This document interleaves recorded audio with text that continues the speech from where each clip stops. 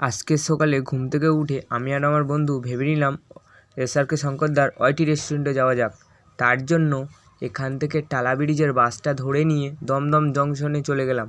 Junction থেকে ট্রেনে ওঠার পরে কিছুক্ষণ ট্রেনে থাকার পরে তারপরে চলে এলাম দুর্গানগর স্টেশনে। দুর্গানগর স্টেশনের কিছু দূর রেলগেটের পরে বাঁ দিক থেকে হাঁটার পরে দেখলাম এখানে এসে দাদারা সব বিরিয়ানি বানাচ্ছে। এখনও বিরিয়ানি তৈরিই হয়নি। এখানে 2টোর পর থেকে এখানে বিরিয়ানি কমপ্লিট হয়ে দাদাদের দোকানে যায়। আর দাদাদের দোকানে আসার পরে দেখলাম পুরো অনেক ভিড় চলছিল আর বিরিয়ানিটা পুরোপুরি রেডিই হয়ে গেছিলো।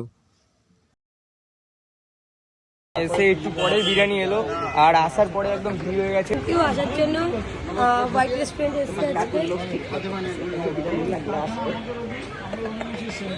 তো যারা যারা ভিডিওটা দেখছো লাইক কমেন্ট শেয়ার সাবস্ক্রাইব করে দিও। হোয়াইট রেস্টুরেন্ট সবাই ভিজিট করো দুর্গানগর বাদলাতে।